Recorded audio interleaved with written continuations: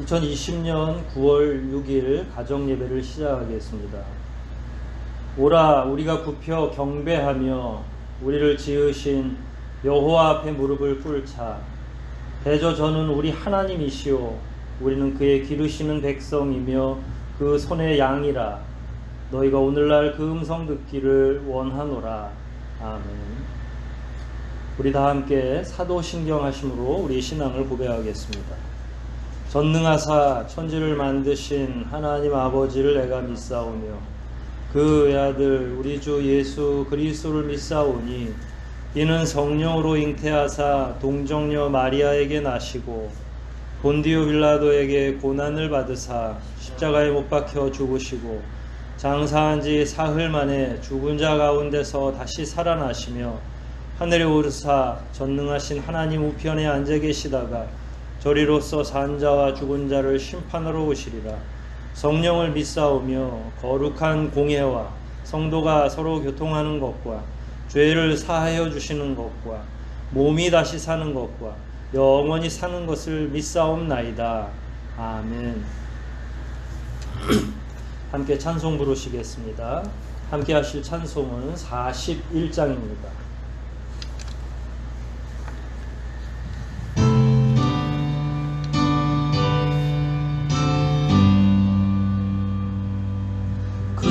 영광 중에 계신 주 나 찬송합니다.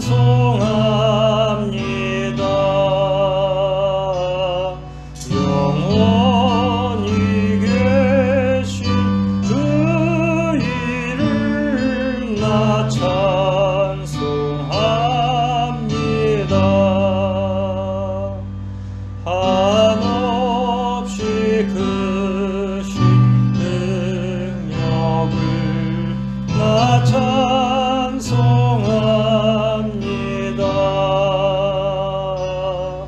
참되고 미쁜 그 언약 나 찬송합니다. 온 천지 창조하시던 그 말씀 힘이 쏘고 영원히 변치 않는 줄 나 믿사옵니다.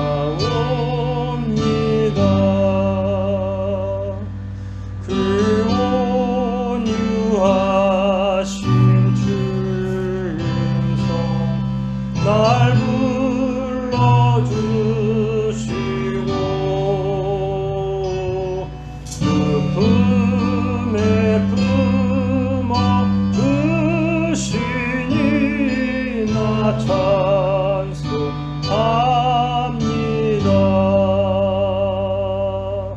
아멘.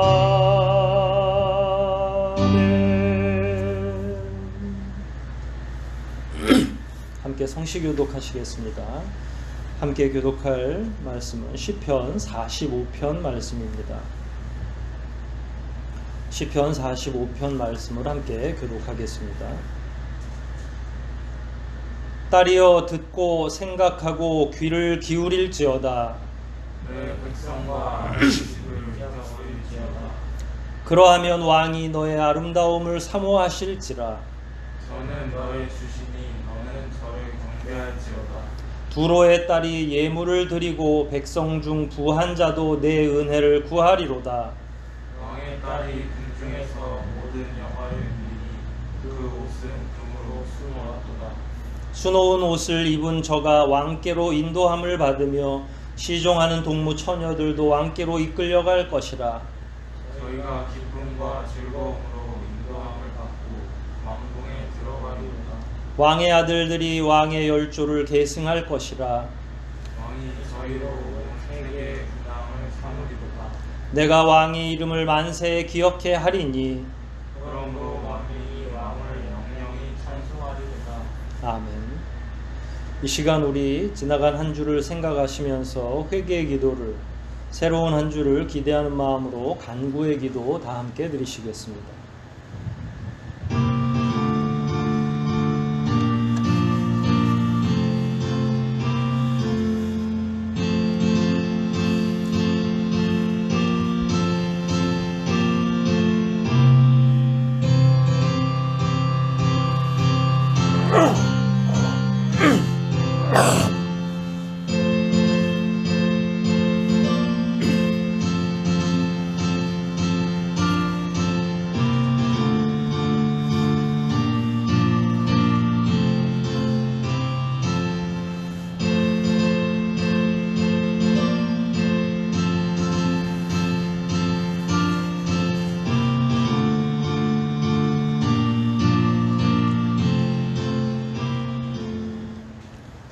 자비하시고 거룩하신 아버지 하나님, 주님의 은혜 가운데 늘 경건하기를 소망하며 살지만 우리의 연약함으로 인하여 아버지께서 미워하시는 의롭지 못한 삶을 살 때가 지나간 한 주간도 많이 있었던 것을 이 시간 정직하게 주님 앞에 고백하오며, 오직 예수 그리스도의 보혈로 말미암아 죄사함을 얻기를 원하오니 이 시간도 오직 십자가의 보혈로 저희들을 사하여 주시고, 오직 새롭게 시작하는 이 한 주간 안에는 성령을 덧입어 거룩하고 능력 있는 삶을 살아갈 수 있도록 주의 은혜를 덧입혀 주시옵소서. 이 시간도 주님 앞에 머리 숙여 오직 하나님의 자비를 구하는 모든 자녀들마다 하나님의 귀하신 은혜로 덧입혀 주시고, 새로운 한 주간들 승리하며 살아갈 수 있도록 귀한 능력으로 덧입혀 주시옵소서. 모든 것 주님께 의탁하오며 우리를 구원하신 예수 그리스도 이름 받들어 간절히 기도하옵나이다. 아멘. 함께 찬송하시겠습니다. 찬송가 201장입니다. 201장 함께 찬송 부르시겠습니다.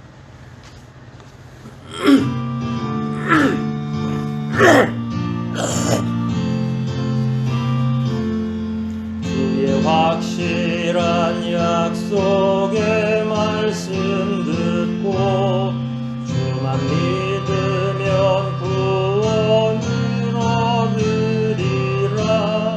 할렐루야 할렐루야. 내가 예수를 믿어 그의 흘리신 피로 내 죄 씻었네. 할렐루야 할렐루야. 내가 예수를 믿어 그의 흘리신 피로 내 죄 씻었네. 나의 갈 길이 사납고 위험하나 항상 예수의 도우심 믿고 가네. 할렐루야 할렐루야. 내가 예수를 믿어 그의 흘리신 피로 내 죄 씻었네. 할렐루야 할렐루야.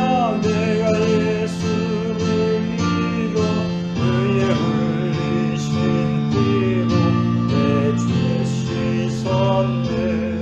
주의 보좌에 천사를 둘러서서 우리 구주를 높이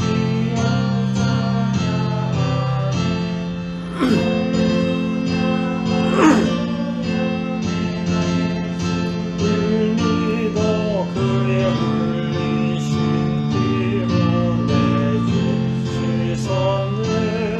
할렐루야 할렐루야.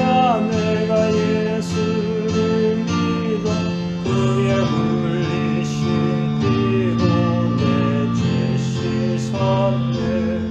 예언자들과 왕들도 만열대로 그 길 따라서 나와 찬송하네. 할렐루야 할렐루야. 내가 예수를 믿어 그의 흘리신 피로 내 죄 씻었네. 할렐루야 할렐루야. 내가 예수를 믿어 그의 흘리신 피로 내 죄 씻었네. 우리 모두 다 그 반열 땅 따르며 함께 즐거운 찬송을 부르리라. 할렐루야 할렐루야. 내가 예수를 믿어 그의 흘리신 피로 내 죄 씻었네. 할렐루야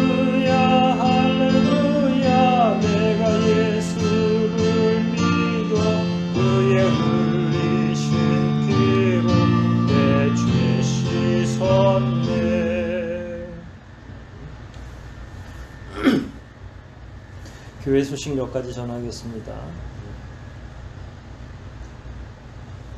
다른 교회 소식보다는 우리 교우들이 각 가정에서 잘 지내고 있는지 매우 궁금합니다.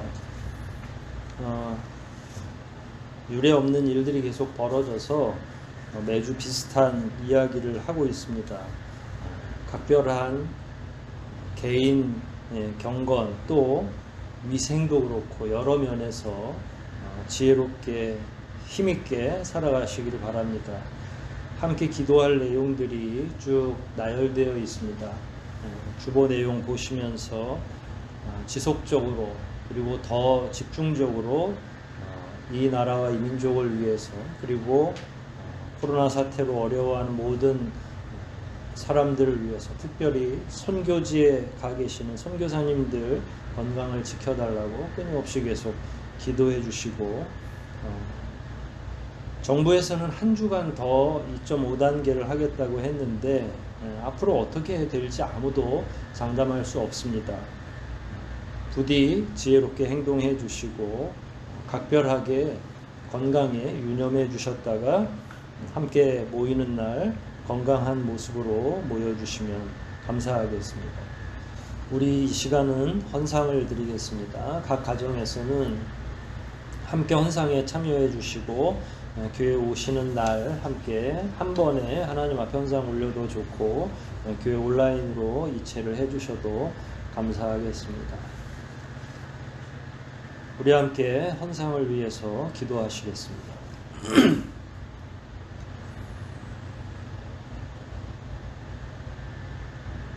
자비하신 아버지 하나님, 귀한 은혜를 따라 오늘도 지켜주시고 주님의 자녀들을 보호해 주시며 말씀 앞에 나올 수 있도록 은혜를 베풀어 주시니 감사와 영광을 올리옵나이다. 그 귀한 은혜를 생각하며 저희들 주님 앞에 즐거운 마음으로 11조와 감사의 예물들과 그리고 마음의 소원을 아뢰는 여러 제목의 헌상을 돌려놓습니다. 아낌없이 돌려놓는 우리들의 손길을 주님께서 살펴주시고 오직 귀하신 은혜와 능력으로 덧입혀 주시며 이 땅에서 살아가는 동안 누리는 수많은 은혜는 물론이고 영원한 생명의 은혜도 저희와 함께 할 수 있도록 인도하여 주시옵소서. 우리를 둘러싸고 있는 여러 환경 때문에 우리의 삶이 두렵고 여러 가지 어려움에 직면해 있으며 많은 피해를 입는 교우들도 있사옵나이다. 바라옵기는 그들의 삶의 모든 부분을 아버지께서 살펴주시고 세밀한 가운데 아버지 앞에 울부짖는 그들의 기도를 외면하지 마시며 어려운 형편 가운데 처한 교우들과 연약한 교우들, 어린이들과 노년의 교우들도 아버지께서 늘 강건케 하시고 보호하여 주시옵소서. 경제적인 문제도 어려움에 봉착해 있고 환경 때문에 실망하고 낙심하는 자들도 많이 있사옵나이다. 소원하기는 하루속히 이 어려운 과정들이 다 지나가기를 원하지만 우리의 뜻대로 우리의 마음대로 되는 것이 아니라 아버지의 크신 섭리 가운데에서 이루어지는 줄 믿사오니 속히 이 모든 어려움들을 거두어가 주시고 이런 사태를 통하여 우리가 받을 교훈이 무엇인지를 또한 묵상하게 하시며 성령에 힘입어 그 어느 때보다 담대히 살아갈 수 있는 능력과 소망을 허락하여 주시옵소서. 각자의 처소에서 움츠러들며 두려움 가운데 있는 많은 교우들을 주님께서 일일이 찾아가 주시고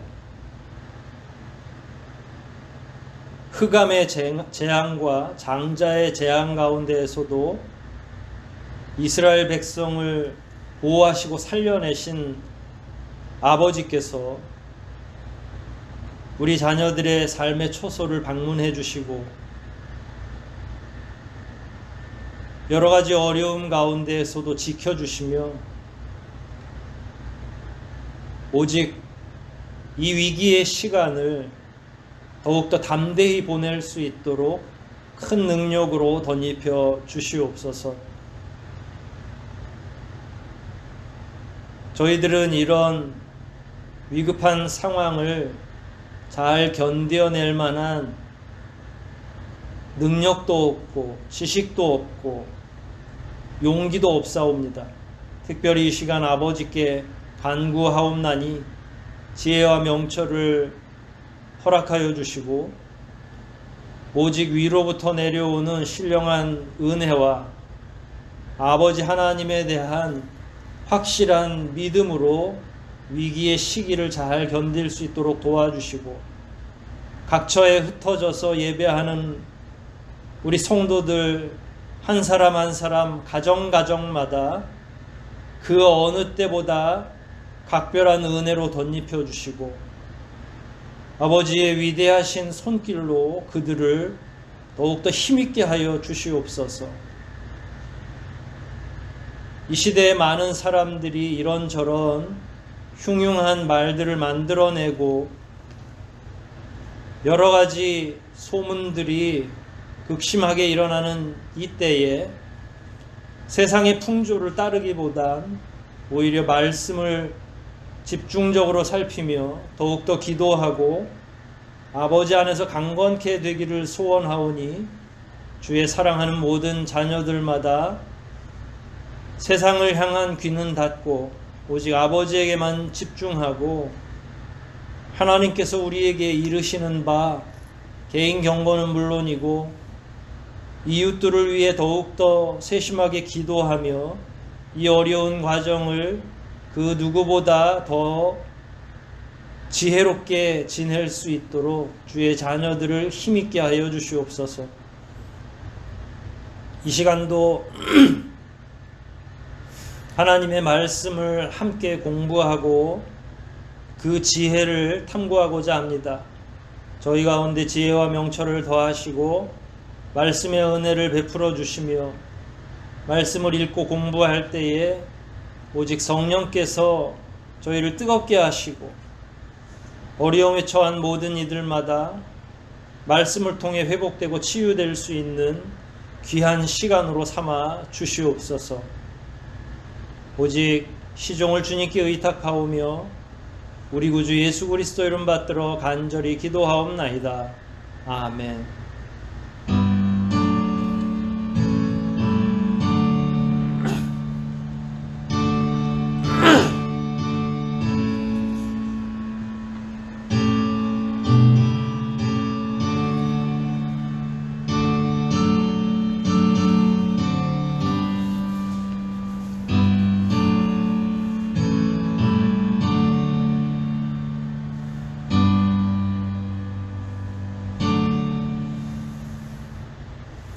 우리 하나님 말씀 함께 찾아서 읽고 말씀을 공부하겠습니다. 구약 성경 창세기 3장입니다.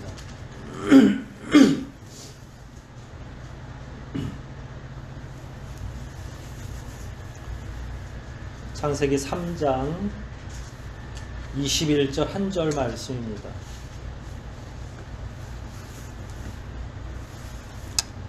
찾으셨으면 창세기 3장 21절을 우리 한 목소리로 같이 합독하도록 하겠습니다. 21절 말씀입니다. 여호와 하나님이 아담과 그 아내를 위하여 가죽옷을 지어 입히시니라. 아멘.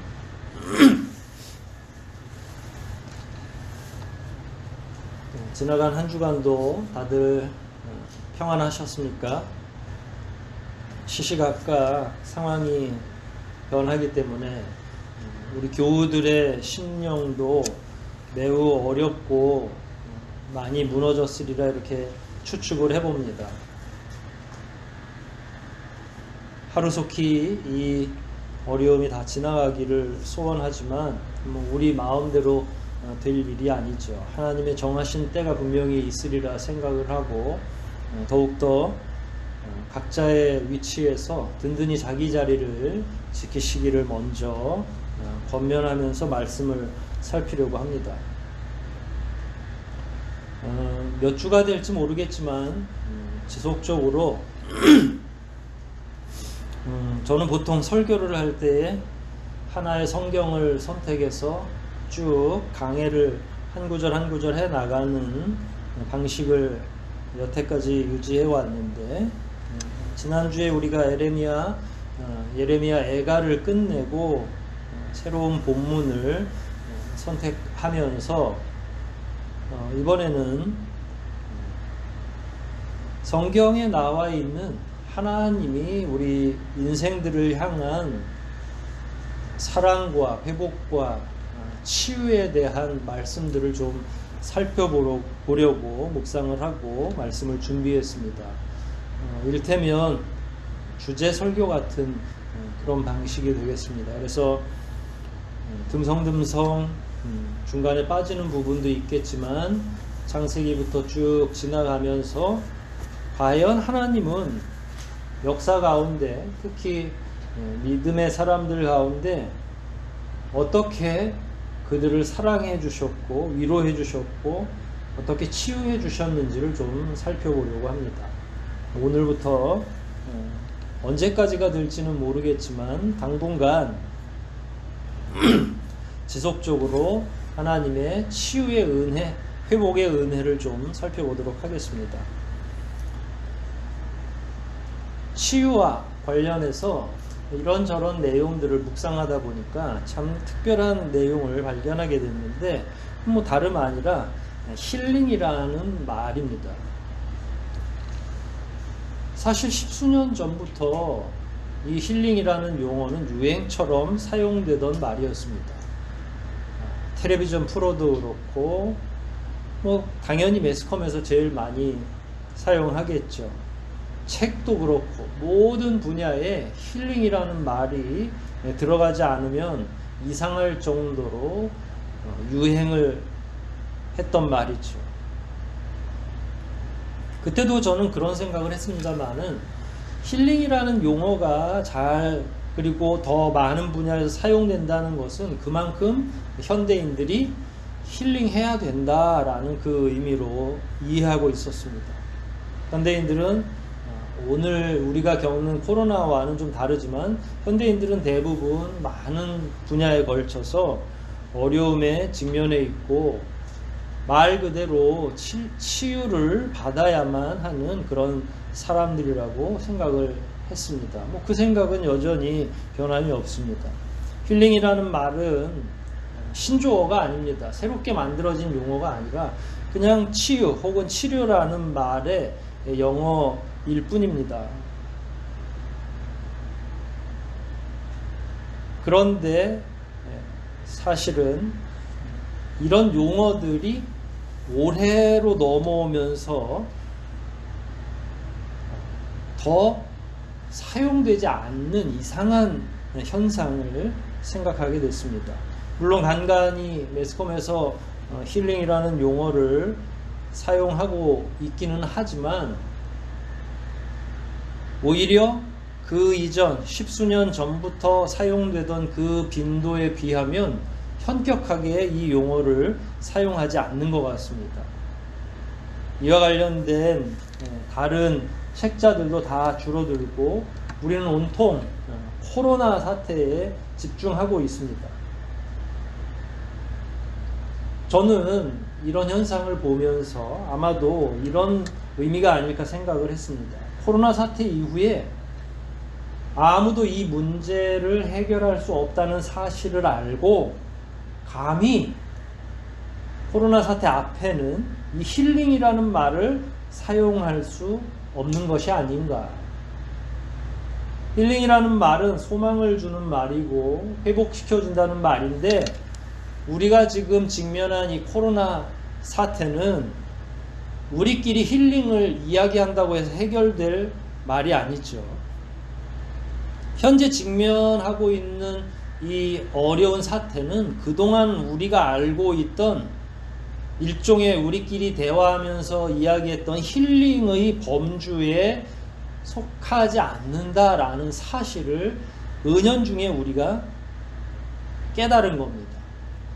그동안에 우리가 관용적으로 힐링이라는 말을 사용했을 때에는 그 말 자체나 혹은 몇몇 행동을 통해서 상대방 혹은 우리가 경험하는 여러 가지 어려움들, 고민들이 치유되고 회복될 수 있었지만, 실제로 지금의 현실은 그런 용어를 사용해서 서로 치유를 한다든지 회복을 시켜준다든지 할 수 있는 그럴 만한 상황이 아닙니다. 물론 코로나 사태 초기에는 이런 상황에 인간이 물러서서는 안 되겠다 생각해서 의연하게 대처하고, 그래서 발코니 음악회도 열고 다양한 방식으로 힐링을 공유하려고 했었습니다. 그런데 이 사태가 장기화되면서 사람들은 완전하게 패닉에 빠진 겁니다. 혼돈과 절망, 두려움과 공포가 잠시 있었던 힐링 혹은 치유의 행위들마저도 완전하게 잠식한 겁니다. 감히 이제는 어느 누구도 힐링이라는 용어를 잘 사용할 수 없는 그런 상황에 직면한 겁니다. 그런데 되짚어보면 지금의 이 상황은 그 어떤 시간보다, 그 어떤 시대보다 힐링이 필요합니다.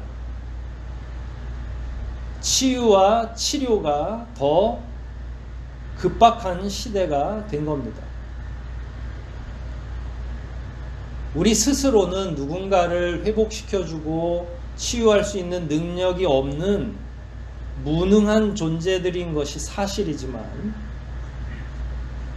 사람들의 일상과 삶은 처참하게 무너졌기에 액면 그대로 본다면 인류 역사상 그 어느 때보다 사실은 지금이 회복되어야 하고 치유되어야만 하는 그런 상황이 되었다는 이야기입니다. 우리는 어느 누구도 아무도 힐링이라는 말을 함부로 사용할 수 없을 정도로 엄혹한, 혹독한 시간을 보내고 있습니다. 그 전에는 이 힐링이라는 말을 가볍게 관용적으로 사용했다면, 이 시대에는 힐링이라는 건 결국 우리 능력 밖의 일이라는 사실을 철저히 깨닫고 있는 중입니다. 그 전에는 힐링이라는 용어를 상당히 많이 사용했는데, 오히려 이 시기에는 그 이야기를 아무도 꺼내지 못하고 있습니다. 그러나 역설적이게도 성경을 읽고 믿음을 가지고 있고 하나님을 바라보는 우리들은 이제 그 이야기를 해야만 하는 겁니다. 다른 사람들은 이 이야기를 할 수 없지만 믿는 자들은 진정한 치유와 회복, 그리고 희망과 안녕을 이야기해야만 하는 겁니다. 우리가 말하는 힐링은 앞으로 개발될 치료제나 백신이 대신해주는 그런 차원의 힐링이 아닙니다. 우리가 이야기하려고 하는 치유는 사람들이 이야기하는 그런 관용적인 의미가 아니라 성경에서 말하는 근원적인 회복을 의미합니다. 그래서 우리는 성경이 말하고 있는 치유, 그리고 우리에게 참된 소망의 근거가 되는 회복은 어떤 것인지를 더 근본부터 따져보고 이야기를 좀 나눠보려고 합니다.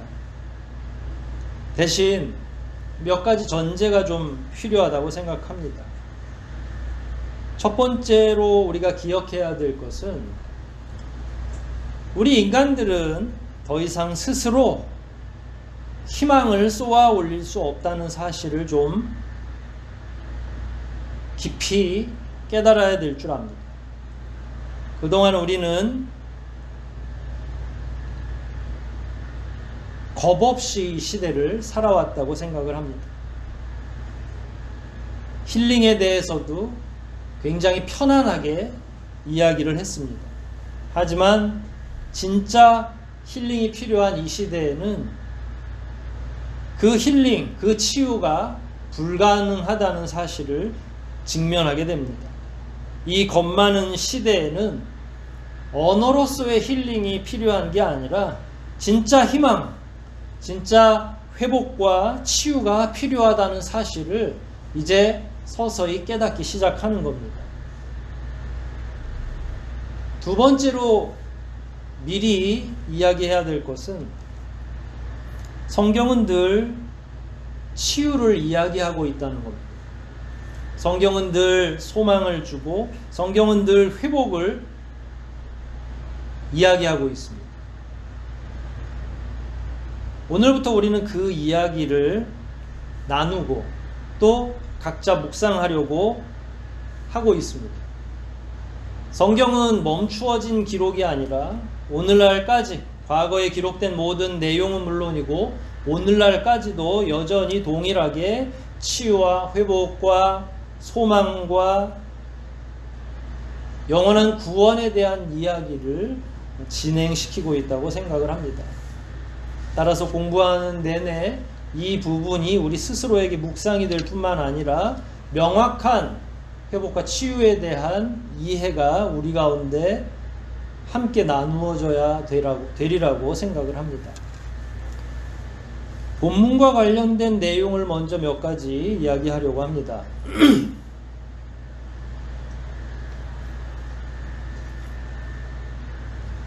우리가 함께 읽었던 21절은 가죽 옷을 하나님이 아담과 하와에게 지어 입힌 내용입니다. 그 전후 문맥을 다 기억하시리라 생각을 합니다. 하나님께서 인류를 처음 만들어 주시고 에덴 동산에서 살도록 해 주셨는데 하나님이 한 가지 명하셨죠. 하지 않아야 될 일, 그게 바로 선악을 알게 하는 나무의 실과를 따먹는 일입니다. 그걸 하지 말라고 이야기를 하셨고 하게 되면 정녕 죽으리라 말씀하셨습니다. 그런데 인간이 멀지 않아서 그 나무의 실과를 다 따먹게 됐습니다. 죄로 말미암아 타락을 한 거죠. 하나님께서는 인간에게 징계의 일환으로 에덴에서 퇴거하도록 명령을 하셨습니다. 그 과정에서 이제 마지막 과정이 온 겁니다. 죄로 말미암아 하나님께서 지어주신 그 모든 가장 아름다운 것들이 있는 동산에서 쫓겨나기 직전에 하나님이 아담과 하와에게 옷을, 특별히 가죽 옷을 지어 입히신 겁니다. 물론 쫓겨나기 직전까지 사람과 피조물에게 징계가 있었죠. 다 죄에 따른 징계입니다. 남자는 노동을 해야만, 땀을 흘려야만 되고 여자는 출산의 고통을 평생 가지고 살아야만 합니다. 출산할 때뿐만 아니라 자녀를 양육하는 책임이 특별히 여자들에게 더 부여된 겁니다. 피조물들은 거칠게 인간에게 반항하는 방식으로, 인간의 손길이 없이는 황폐하는 방식으로 저주가 내려진 겁니다. 그리고 나서 하나님이 이제 최종적으로 두 가지 일을 하죠. 하나는 그룹들, 천사들을 통해서 영원한 생명을 주는 나무의 열매를 따먹지 못하도록 지키는 일입니다. 인간이 죄를 가지고 있는 상태에서, 죄가 무엇인지를 아는 상태에서 영원히 산다는 건 불행한 일이라고 하나님은 판단하셨습니다.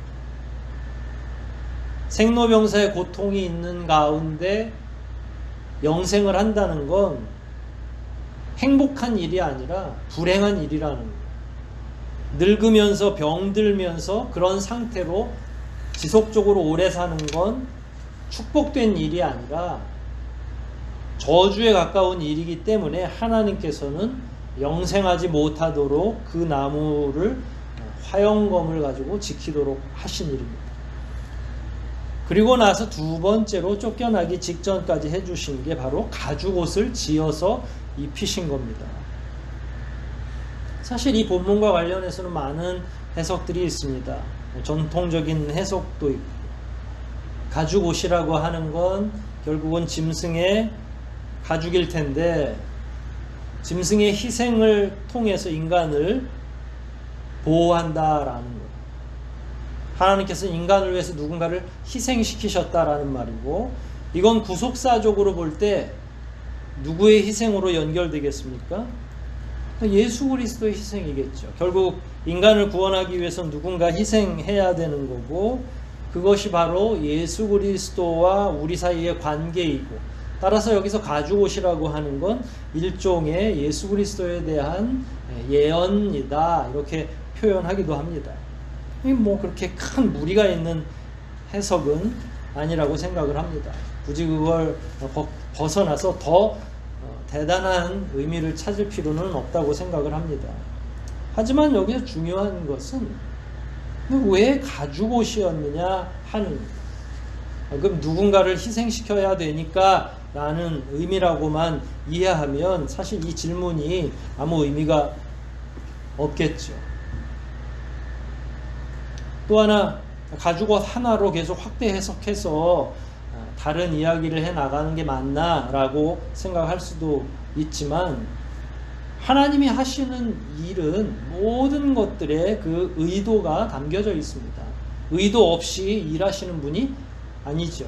그래서 가죽옷 하나도 분명히 하나님의 뜻, 하나님의 의도가 있을 것이다 라는 전제하에 왜 하나님은 가죽옷을 지어 입히셨을까? 뭐 쉽게 얘기하면 섬유가 없으니까, 실을 찾아낼 수 없으니까 가장 원시적인 재료가 동물을 희생시켜서 거기에서 얻어진 가죽으로 옷을 지어 입었을 것이다.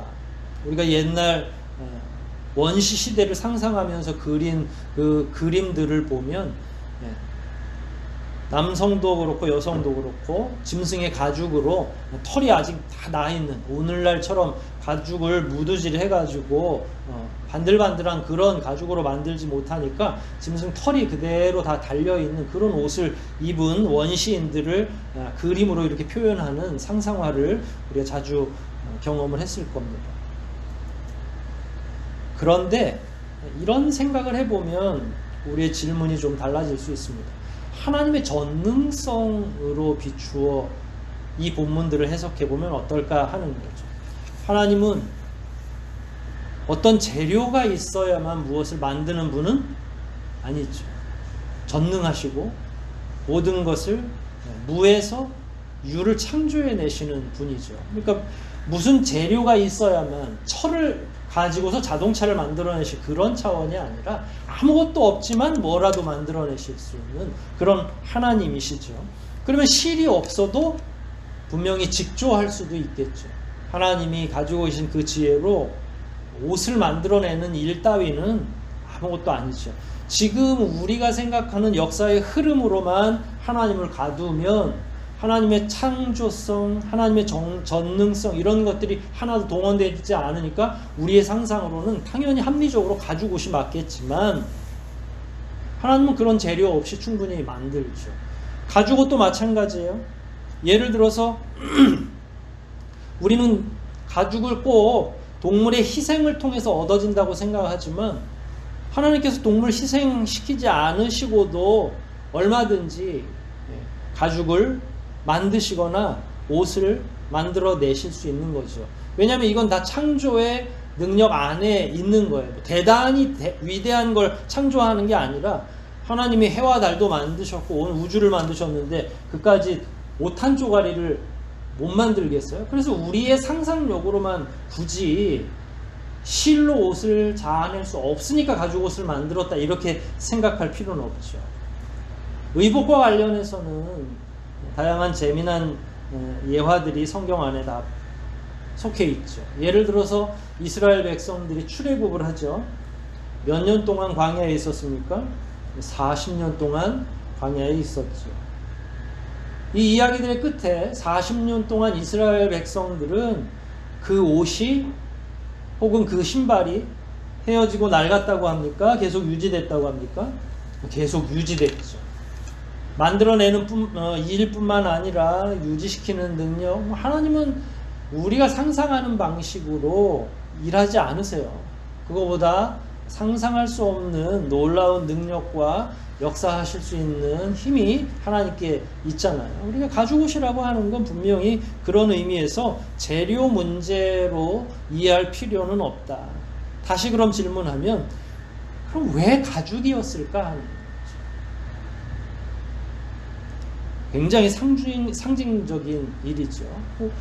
다시 오늘날로 돌아와서 소재를 가지고 재료를 가지고 생각하면 의류 소재 중에 가장 질기고 강한 게 가죽이겠죠. 저는 하나님께서 아담과 하와에게 가죽옷을 지어 입히신 까닭은 에덴에서 쫓겨난 이후의 삶이 결코 순탄하지 않을 것이다. 부유한 사람들, 오늘날로 표현하면 큰 아파트에서 여름엔 시원한 바람이 나오고 겨울에는 따뜻한 훈풍이 자연스럽게 보일러를 통해서든 여러 기구를 통해서 온 방안을 따사롭게 데펴준다면 그 집안에서 어떤 옷을 걸칠까요? 아마 가벼운, 요즘에는 아파트에서 겨울에도 반팔을 입고 지낸다고 하잖아요. 그런데 극지방을 한번 상상해 본다면 저 남극이나 혹은 북극에서는 어떤 옷을 입죠? 가죽 옷을 입죠. 짐승의 가죽, 우리가 생각하는 그거보다 더 두꺼운 가죽, 털이 여전히 달려있는 그런 가죽 옷을 몇 개나 더 켜켜이 끼어 입죠. 아담과 하와로 다시 돌아와서 아담과 하와에게 가죽옷을 해 입히신 까닭은 뭘까요? 미래적인 상황을 예측한다면 아담과 하와가 만나야 될 앞으로의 상황이라고 하는 건 충분히 예측 가능한 거죠. 하나님이 보실 때 가장 강한 재료를 통해서 아담과 하와는 그동안 어디에서 살았죠? 에덴 동산에서 살았죠. 기후와 벌거벗고 살아도 아무 문제가 되지 않는 가장 최적의 환경에서 아담과 하와가 살았습니다. 고생을 하고 살았나요? 고생 전혀 모르고 살았죠. 말 그대로 손에 물 한 방울 묻히지 않고 살았을 겁니다. 그런데 다시 가죽옷으로 돌아가면 앞으로는 어떤 삶이 될 것이라는 이야기입니까? 추위는 물론이고 온갖 두려운 환경이 인간 앞에 직면하게 될 것이다라는 거예요. 추위는 물론이고 죽음에 직면할 수도 있다라는 거예요. 또 하나는 다시는 벌거벗고 살 수 없기 때문에, 에덴으로 돌아올 수 없기 때문에 질기고 오래 입어야 될 가죽옷이 필요한 거예요. 이제 앞으로 인간은 그렇게 살 겁니다. 또 하나 상상력을 동원해 보면 아담과 하와가 그럼 언제부터 스스로 옷을 지어 입었을까요? 가죽이 됐든 혹은 직조가 됐든 한참 후일 거라는 거예요. 가죽 옷이라고 하는 건 그런 의미에서 당분간 아담과 하와는 스스로 어떤 일도 할 수 없는 상당히 수동적인 입장에서 자연에 직면하게 된다는 이야기입니다. 한동안 그게 수십 년이 될지 100여 년이 될지는 모르겠습니다만 한참 동안 하나님이 지어주신 이 옷이 유일한 옷이 될 것이고, 그런데다가 추위뿐만이겠어요? 자연이 얼마나 항거하게 되는지. 3장 18절과 19절 바로 앞절이죠. 거기엔 이런 표현이 있습니다. 땅이 내게 가시덤불과 엉겅퀴, 너의 먹을 것은 밭의 채소이다. 또 19절에 내가 얼굴에 땀이 흘러야만 식물을 먹고 라는 표현이 있죠. 고분고분하지 않다는 겁니다. 가시와 엉겅퀴가 있는데 맨몸으로 그 어려운 자연을 헤쳐나갈 수가 없는 거죠. 가죽옷은 앞으로 인간이 만나게 될 가장 혹독한 현실을 상징적으로 보여주고 있다라는 그 의미입니다. 그렇게 놓고 본다면 가죽옷은 하나님이 인생들이 죄악 이후에 처하게 될 여러 가지 환경을 예측하면서 가장 처음으로 배려해 준 하나의 물건이다, 이렇게 생각을 할 수가 있죠. 그래서 사람들은 고난의 세상, 혹독한 환경에 알몸으로 나가는 대신에 하나님이 지어주신 그 가죽옷을 입고 나가는 겁니다. 실로 직조된 얇은 옷이 아니라 가죽옷이에요. 이렇게 놓고 보면 지금 당장 아담과 하와는 그 의미를 깨달을 수 없지만 실제적으로는 그 가죽옷이라고 하는 건 마음까지 든든하게 만들어줄 수 있는 그런 의미가 그 안에 포함되어 있는 겁니다. 본래 옷이라고 하는 건 순리대로 따진다면 부모가 자식에게, 윗사람이 아랫사람에게 지어 입혀주는 거죠. 관계를 의미하는 겁니다. 아담과 하와가 성인으로 창조되었다 하더라도, 어른으로 창조되었다 하더라도 그들은 오늘날 우리에 비하면 아무런 지식도 가지고 있지 않았어요. 뭘 스스로 할 수가 없죠. 왜냐하면 그 앞 부분에 앞에 아무것도 없는 상태에서 하나님이 다 해주셨고 다른 거 할 필요가 없는, 다른 필요를 느끼지 못할 정도로 완전한 에덴 동산에서 살았기 때문입니다. 하지만 이제 그들이 직면해야 될 환경은 그게 아니죠. 그래서 하나님께서는 아버지의 마음으로, 부모가 자식들에게 옷을 해준다고 했잖아요. 그러니까 하나님께서도 아담과 하와를 자녀 대하는 듯이 가죽옷을 해준 겁니다. 옷이라고 하는 건 이런 의미가 있는 겁니다. 그 옷 안에는 또한 사랑도 담겨 있죠. 야곱이 많은 자녀들 가운데 리브가를 통해서, 라헬을 통해서 낳은 요셉에게만 사람들이 그 옷을 보고 시기와 질투를 할 정도로 색색이 분명한 색동옷을 지어 입혔다고 합니다.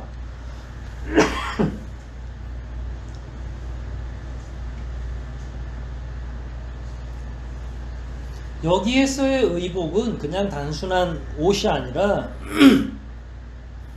사랑을 의미하는 거예요. 자기 애정을 의미하는 거예요.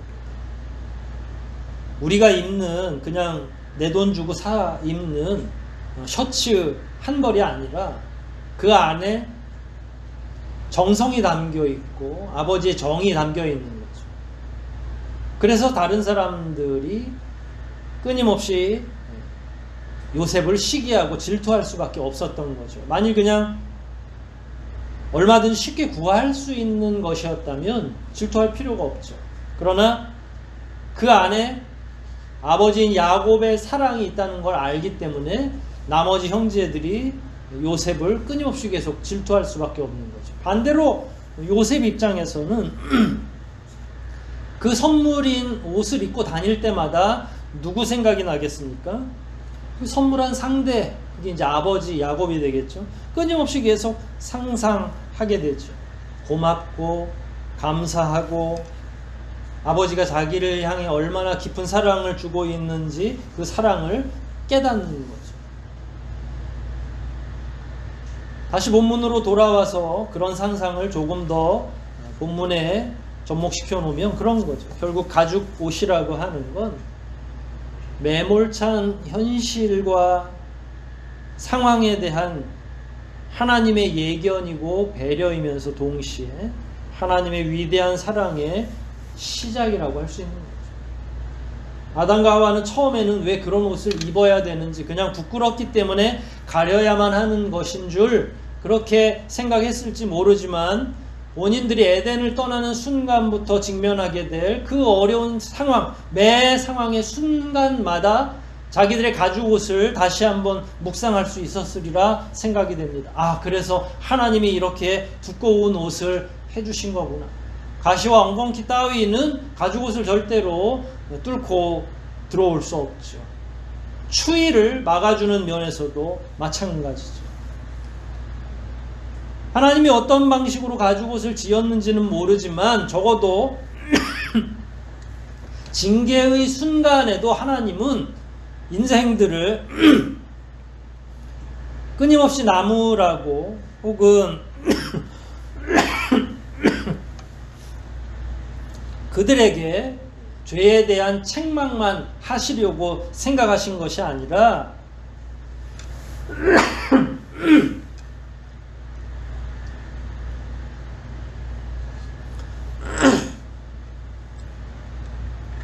앞으로 사람들이 직면할 그 위험을 하나님이 대응할 수 있는 방식을 계속 고민하셨다는 게 더 돋보여야만 합니다.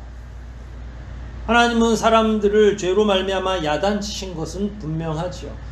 그 징계의 순간에도 하나님은 인간을 야단치실 생각에만 집중하신 것이 아니라 도리어 아담과 하와가 알몸으로 직면하게 될 그 위험에 대응할 수 있는 방법이 무엇일까를 고민하는 가운데 가죽옷을 지어 입혀주신 겁니다.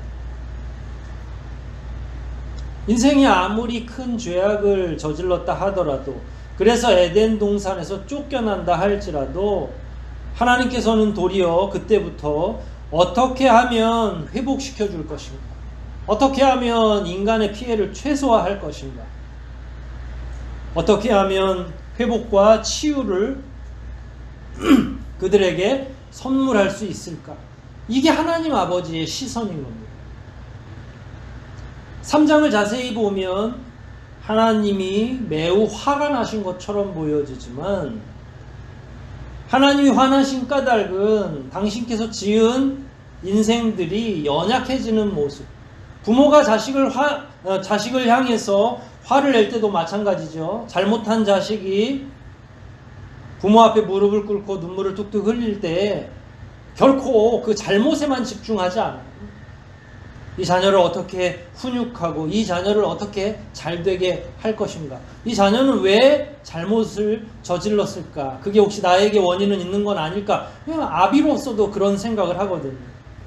하물며 하나님께서 죄를 지게 된 인간들을 놓고 내가 이들을 끝까지 그냥 쫓아다니면서 멸망을 시켜야지, 이 죄의 끝이 무엇인지를 내가 톡톡히 보여주고 말 거야 라고 생각하시는 게 아니라, 죄에 대한 책망과 야단치심은 있지만 바로 그 순간에 동시에 하나님은 인간이 어떻게 하면 불편을 덜 겪고 어떻게 하면 위험에 직면해 있을 때 그들 스스로를 보호하게 해줄 수 있을까, 하나님은 바로 그것을 계속 고민했던 거죠. 이게 바로 하나님 아버지의 시선인 거예요. 오늘을 사는 우리도 유사한 경험을 혹은 묵상을 해야만 되리라 생각을 합니다. 우리는 원죄를 가지고 태어난 상태에서 자기의 자범죄도 끊임없이 계속 짊어지고 가는 중에 있죠. 그러나 하나님은 우리의 죄만 바라보고 계신 분은 아닙니다.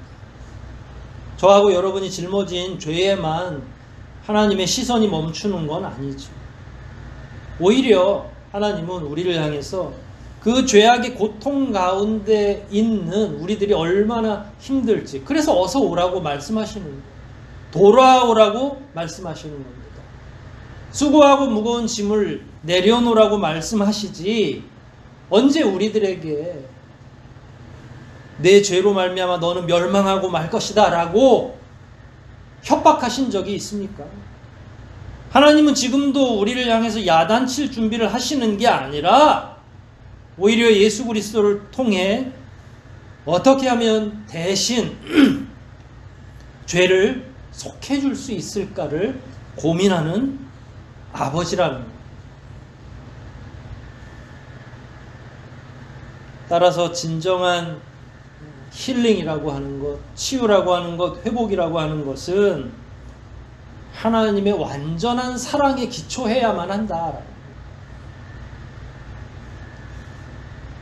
우리가 말하는 인간 사이의 힐링, 인간 사이의 회복과 치유는 조건절이 다 있습니다. 이러이러할 때, 약을 먹어도 마찬가지죠. 이럴 때 약을 먹어야 되고 이런 거는 같이 먹어서는 안 돼요. 뭐 굉장히 많은 제약 조건이 있어요. 우리 질병 하나 고치는데도. 그러나 하나님은 그렇습니까? 그렇지 않아요. 아무 조건이 없죠. 하나님의 사랑에 기반하기 때문에 그렇습니다. 두 번째로 힐링을 하려면 힐링을 시킬 만한 능력이 있어야 되는 거예요. 음악회 한두 번으로 힐링되는 게 아닙니다. 말 한두 마디로 책 한 권 읽었다고 우리가 완전하게 회복되는 게 아닙니다. 전능하신 분만이 우리를 완전한 자리로 인도해 주실 수 있고 말로만이 아니라 실제로 실행할 수 있는 능력을 가지신 아버지야말로 우리를 치유하게 할 수 있고 회복하게 할 수 있는 거죠. 그때 우리가 비로소 위로와 치유가 되는 거죠. 제가 여러분들에게 말 몇 마디 한다고 여러분들의 영혼이 치유되겠습니까? 불가능한 겁니다.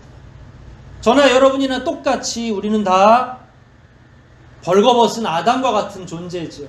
그런데 하나님이 벌거벗은 아담을 향해서 마지막에 인사하는 거죠. 토닥토닥 껴안아 주시고 옷은 안 입혀주고 말로만 추위를 잘 피해야 된다 아담아. 나가서 감기 걸리면 안 된다. 제일 중요한 건 옷이죠. 말이 아니라. 옷 한 벌이 100마디 말보다 더 중요한 거예요.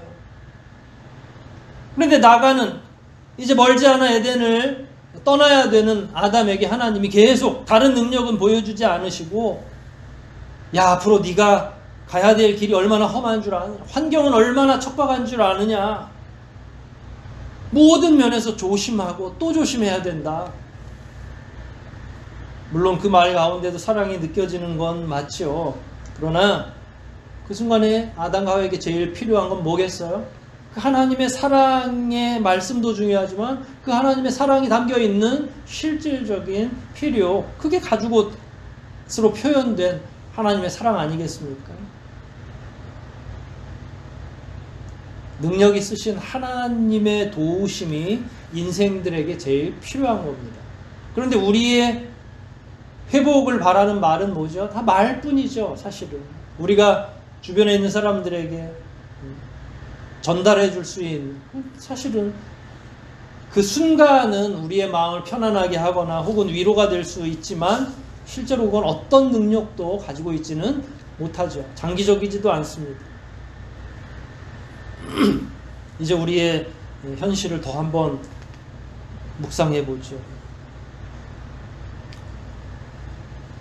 지난주에도 그렇고 어떤 분은 이 코로나를 하나님의 징계, 저주라고 이야기하는 것을 저는 매스컴을 통해서 들었습니다. 물론 그럴 수도 있죠. 그런데 코로나가 하나님의 징계냐 아니냐, 저는 그게 중요하다고 생각하지 않습니다. 그거보다 더 중요한 건 한 가지 사실만 저는 깨달으면 돼요. 그게 뭐냐면 아주 단순합니다.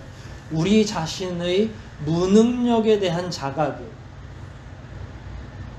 처음에 말씀드렸죠. 금방 종식될 줄 알고 멀지 않아서 회복될 줄 알고 사람들이 베란다 앞으로 모이게 해서 음악회도 하고 이것저것 챌린지도 했죠. 힘을 내는 챌린지, 덕분에 챌린지도 하고. 근데 사실 그거 할 만한 정서적인 여력이 이제는 우리에게 있습니까? 없습니까? 없죠.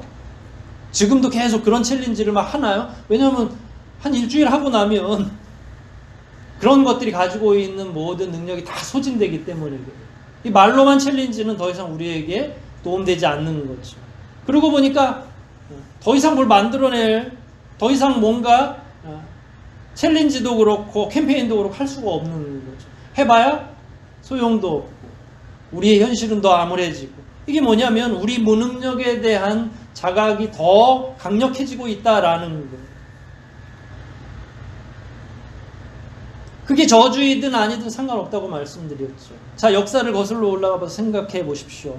그동안 인류 역사가 수천 년 됐지만 지난 100년간 이룬 과학적 업적이 수천 년의 인간의 역사를 다 뒤집어 엎을 만큼 엄청난 발전을 해왔죠. 그래서 인간은 굉장히 낙관적인 세계관을 가지고 있습니다. 과학과 컴퓨터가 이루는 네트워크, 이걸로 다 세상이 오고 가는 겁니다. 공간, 시간 모든 게 다 단축되었죠. 하나님이 만들어 놓으신 물리적 세계를 뛰어넘는 정도의 과학적 발전이 있었어요. 우주 여행이 가능하다고 합니다. 멀지 않아서 이제 돈만 있다고 하면 저 달나라까지 갔다 오는 거죠. 그래서 모든 것을 인간이 통제할 수 있고 모든 것이 다 가능해진 것처럼 보입니다. 코로나 직전까지만 하더라도 우리는 아무 걱정 없었어요. 별로 걱정 없이, 비록 현실이 팍팍하기는 하지만 내일은 내일의 해가 뜬다고 생각하면서 자위하면서 살았던 거죠. 스스로 교만했습니다. 우리 스스로가 작다고 혹은 연약한 존재라고 생각하지 않았어요. 이렇게 치유가 절실하게 필요하다는 사실조차 우리는 깨닫지 못했습니다. 그러나 지금은 어떻습니까? 지금 우리 스스로의 내면으로 들어가 보면 알죠. 여러분들은 자신 있습니까? 여러분들의 심령 가운데 가장 크게 자리하고 있는 감정은 어떤 감정입니까? 두려움 아닙니까? 공포 아니에요? 내가 걸리면 어쩌나 하는 그런 미지에 대한 불안감 아닙니까?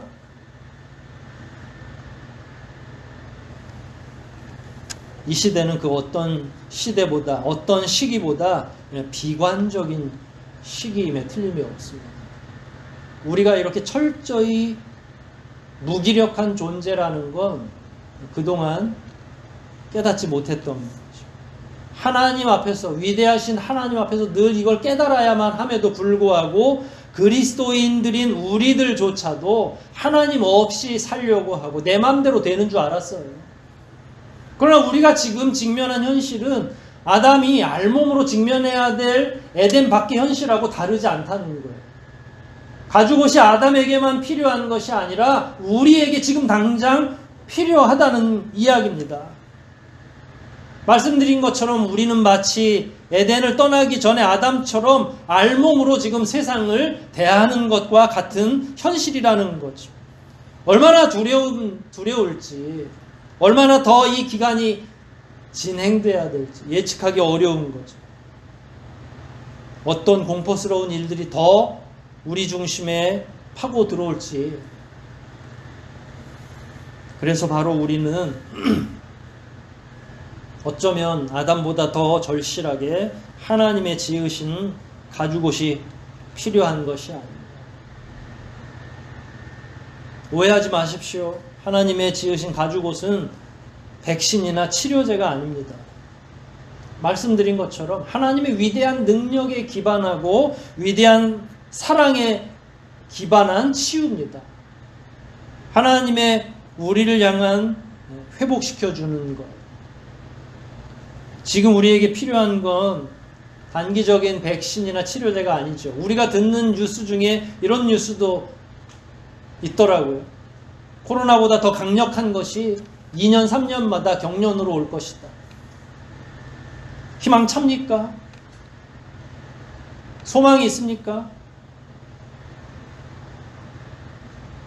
그래서 지금 당장 발명하려고 애쓰는 백신이나 치료제는 굉장히 단기간적인 거예요.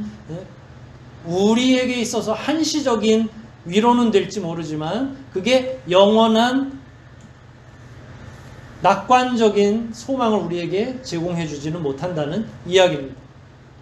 그 다음엔 더 그거보다 센 바이러스가 나온다고 하는 거죠. 우리에게 필요한 건 뭡니까? 영원한 소망이지. 그 어떤 것에도 흔들리지 않는 온전한 평안이 우리에게 필요한 겁니다. 저도 교회 소식을 통해서 여러분들에게, 연약한 성도들에게 끊임없이 안부 물으라고 하지만 우리가 다 연약한데 우리끼리의 안부가 든든하고 흔들리지 않는 온전한 평안을 제공해 줄 수 없죠. 우리는 그저 몇 마디 입으로만 하는 안부를 전할 뿐입니다. 그러나 하나님께서는 우리의 요동치는 감정, 불안한 심령을 확실하고도 든든하게 잡아주실 수 있는 분입니다. 오직 하나님만이 하실 수 있다는 이야기예요. 그래서 그동안 사람들이 떠들던 힐링은 더 이상 이제 소용없다는 사실이 확인이 됐고, 지금이야말로 그 어떤 치유보다 강력한 하나님의 치유, 회복해 하시는 하나님의 능력이 필요하고, 이제 그게 우리들 사이에서 묵상되어져야 된다는 이야기입니다. 하나님께서 제공해 주시는 가죽옷과 같은 영생에 대한 든든한 소망이 우리에게 필요하다는 사실입니다. 하나님의 아담을 위해서 가죽옷을 지어주신 그 이면에 우리가 이런 점들을 묵상해야 되지 않겠습니까? 바라기는 우리 각자가 있는 처소에서 우리 스스로의 연약함을 스스로 다 자각하시고 오직 유일하신 우리의 치료자이신 하나님을 더욱 깊이 만나시고 그분과 동행하시면서 진정한 위로와 치유가 우리들 가운데 끊임없이 계속되어지시기를 주의 이름으로 축원드립니다. 이 말씀을 한번 생각하면서 기도하시겠습니다. 우리가 직면한 여러 가지 어려운 현실들, 우리가 경험하고 있는 정서적이면서도 내면적인 두려움들, 그 어떤 것보다 우리에게 지금 필요한 것이 무엇인지 고민해보고 묵상해보면 결국은 하나님의 능력, 유일하신 해결, 흔들리지 않는 든든한 우리의 구원과 그로 말미암는 평안, 이런 것들이 결국 우리의 가장 필요한 것들이 아니겠습니까? 그와 같은 하나님의 진정한 위로가 우리 가운데 함께 해달라고, 그래서 흔들리지 않고 불안해하지 않고 더욱 든든하게 이 어려움을 헤쳐나갈 수 있게 해달라고 우리 한번 함께 기도하시겠습니다.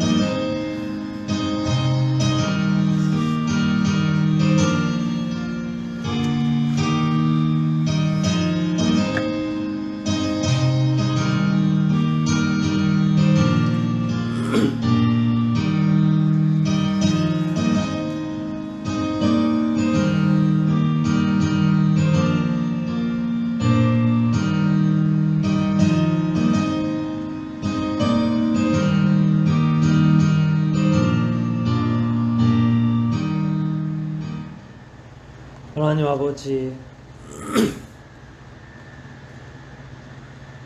비참하고 처절한 현실에 직면하게 될 아담을 위해서 아버지 하나님께서 친히 가죽옷을 지어 입히신 그 의미를 저희가 추측하며 이 시간 그 어느 때보다 세밀한 아버지의 음성과 우리를 위로해 주시는 성령의 손길이 필요한 것을 깨닫고 간구하옵나이다.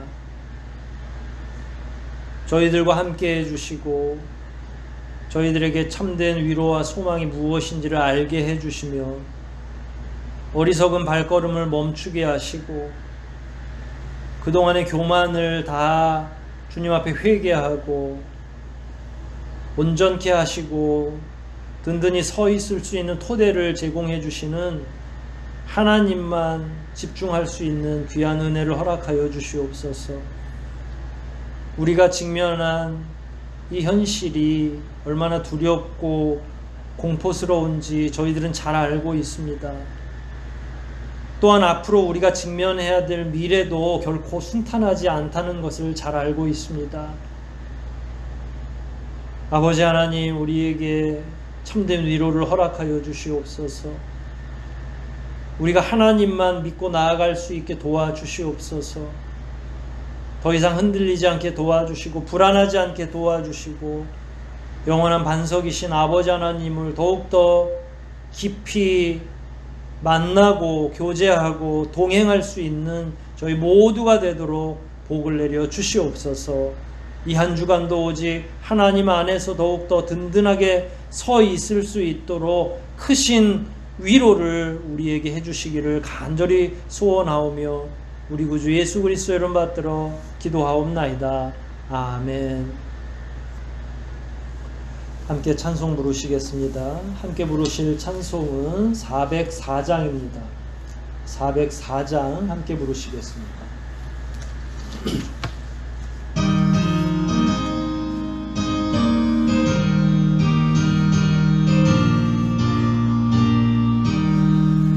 크신 하나님의 사랑 말로 다 형용 못하네.